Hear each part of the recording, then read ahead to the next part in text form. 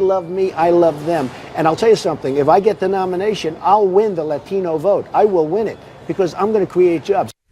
Donald Trump saying he believes he will win the Latino vote. What did you think he would ever admit to losing the Latino vote? No. Yeah, the business tycoon also on the offensive, taking aim at Hillary Clinton for promoting what he called an immigration policy that would let everybody come in, killers, criminals, drug dealers.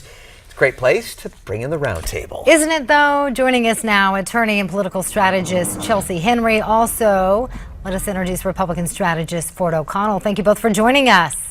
Thanks for having us. Thank you for having us. So it's just Trump, and more Trump. A new public policy polling survey finds Trump leading the GOP field in North Carolina. Take a look. Trump is up 4 percentage points over Jeb Bush and Scott Walker. Let's start with you, Ford. Are you surprised by this at all? Absolutely not, because you're seeing a backlash among the Republican primary electorate that thinks the Republicans are feckless, and right now they see Trump as a fighter. Let me say this, though. Only 29% of Republicans think he's a serious candidate, while 64% think he's a sideshow. This is going to continue until we winnow the field down, and there's no way that Trump's going to win this nomination. If he does, I'll come down there and eat my hat on Newsmax. Really? Okay, Wow. We might take you up on that. Sombrero, baseball cap, we can pick it? All right, one? we'll have to wait and see. Take whatever you want.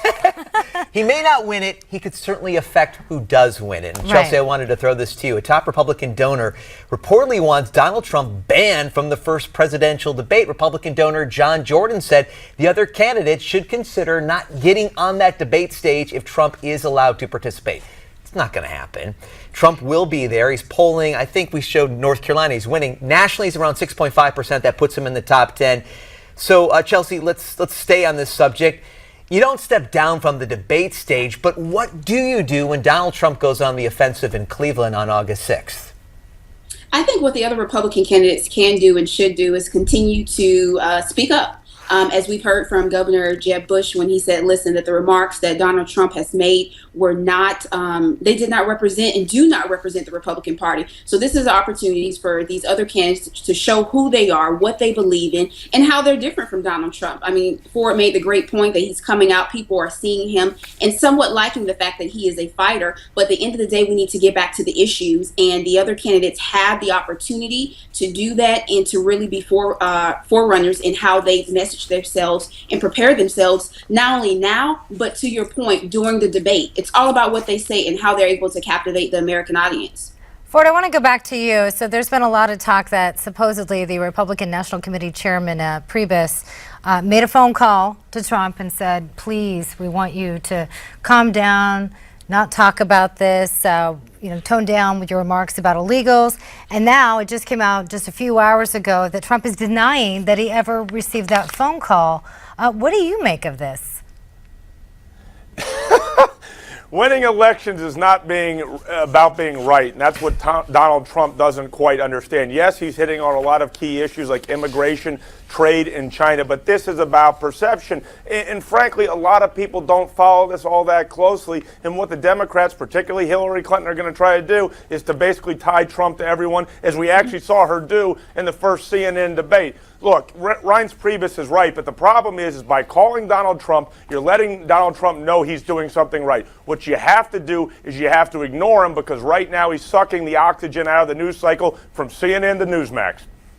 You know, Chelsi, 4 years ago in the Republican debate, you may remember this. I don't know if I don't agree. I don't agree with that, though, just to ignore him, because at the end of the day, he's getting headline news about the comments that he's made. And so there needs to be Republicans, whether it's the RNC chair or other candidates, that speak out and speak up about what they believe and how their ideas and their platform may contrast with what Donald Trump is saying. Or otherwise, he'll continue to dominate, and people will continue to have, to your point, Ford, about perception, they'll continue to have this perception that some of the myths and things that they think about the Republican Party is true, which will go along with the comments that Donald Trump made. So I don't agree that we should just ignore him.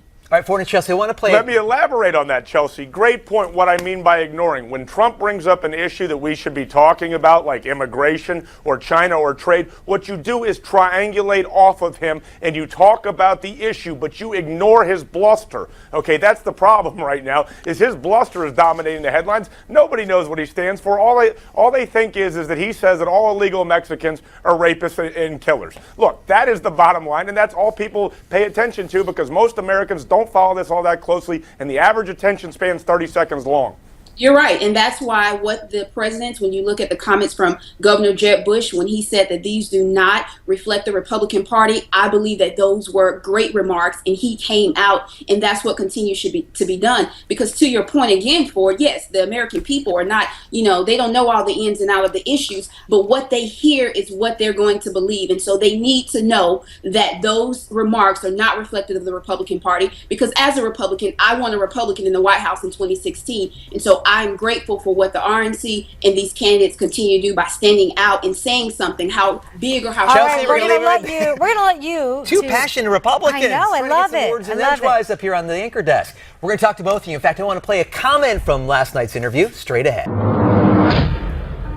Good afternoon, everyone, and welcome back to Newsmax Now. Still with us, Chelsi Henry and Ford O'Connell. 4 years ago, Republican debate, Rick Perry went after Mitt Romney about hiring illegal immigrants who worked at his home. So there may be some discussion of, do you have your house in order before you can really speak on the immigration issue? And that was something that Anderson Cooper touched on last night with Trump. Let's take a listen. Can you guarantee that you don't have illegal or undocumented workers working for you in hotel projects or various projects? I can't guarantee it. How can anyone? We have 34 million in the country. I used to hear 11. Now I hear it's 34 million. I can't guarantee anything. But I can say this. We work very hard to make sure that everybody is legal as opposed to illegal. And Chelsi, at some point, I don't think Republicans, the GOP doesn't want Republicans taking shots at other Republicans on that stage in Cleveland coming up. But do you think this could be the focus, especially when it comes to Donald Trump? I definitely think immigration can be a focus, and it should be a focus in the upcoming debates and the conversations that take place. In terms of them taking shots at each other, I would beg to differ with that a bit, just because of the fact of, if they're not sharing how they're different with each other, then how will the American people know from those that are on stage who they should vote for? So I think this is an opportunity for candidates to stand up and stand true to their platform and their beliefs. And if that happens to differ with someone and they happen to be willing to say on that stage why they don't agree with their opponent, then why not? It is a debate, and when you debate, you talk about the things you don't agree with and the things you agree with, and so it should be a debate. All right, I just want to clarify something we were talking about earlier about the head of the RNC talking about Trump. So this is the exact tweet that Trump sent out. He said, he called me 10 minutes, said I hit a nerve, doing well, end. So they did have a phone call exchange, but he's saying he never told me to actually tone things down. So Ford, I want to get your take. Are Republicans shaking in their boots right now over Trump in this debate? They're not shaking in their boots, but they're definitely concerned. Here's what a lot of people don't realize. We have 15, 16 candidates in this. We're going to have 10 up on the debate stage. Right now, let me give you two first-tier candidates, Scott Walker and Marco Rubio. Their name ID is nothing. Most Republican primary voters don't even know who they are. And every time Trump sucks the oxygen out of the room, it's harder and harder for them to get their message across. Let me say something else to Chelsi. There's a difference between throwing elbows up on the debate stage and punching below the belt. And let me tell you something, punching below the belt really hurt Mitt Romney. Case in point, Newt Gingrich and vulture capitalism. My point about Donald Trump is this. It's one thing to tell it like it is, and it's another thing to blow your brains out all over the sidewalk without a filter. And that's what Donald Trump does, and that's why he's going to wind up hurting the Republican Party unless he drops out in the next 2 months.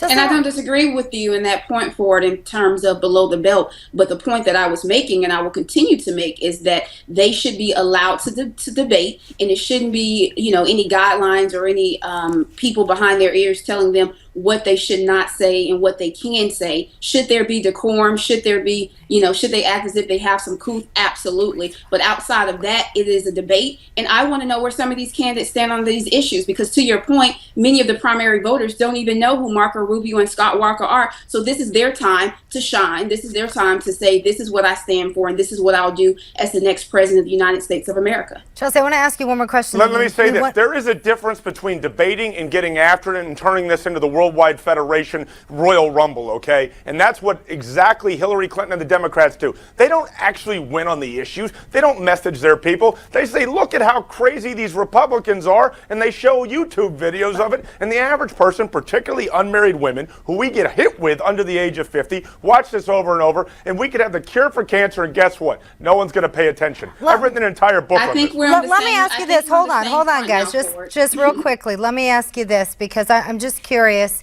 The CEO of Newsmax has brought this up, and you can find the article by going to our website at newsmax.com. I want to ask you, Chelsi, do you think that Trump is being treated unfairly for, when it comes to freedom of speech? I do not think that he's being treated unfairly, because his message is getting out there. His message is out there. But all these businesses are cutting ties over comments that he made. Is that fair? That's business.